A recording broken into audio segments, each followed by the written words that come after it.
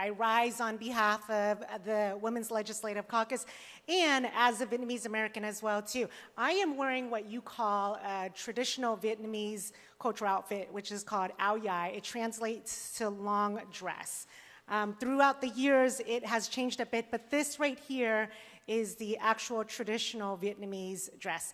Mr. Speaker, without objection, I'd like to share some props with our members. Folks, for so many years, everybody would say Happy Chinese New Year.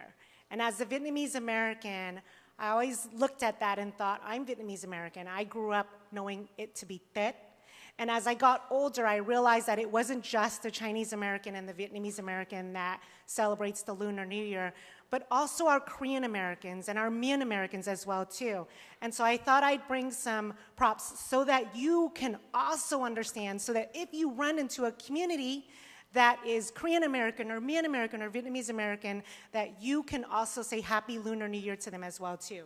One of the things that you've always seen is these red envelopes. And in the red envelopes, you would have money in there. And the money signifies luck, fortune.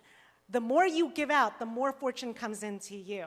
The more kids get envelopes, the more fortune, wealth, good luck, health is received on their end as well, too. And so one of the things I'd also like to know, because many people came up to me and asked, where do I get my red envelope, or when am I going to get mine? If you're married, you are giving out the red envelopes. But if you're not married, you're receiving lots of red envelopes. So take that how you want it. Should you get married or not, you know, those red envelopes do come in handy. In the Korean community, these pouches here are also filled with candy and kids for Lunar New Year as well, too.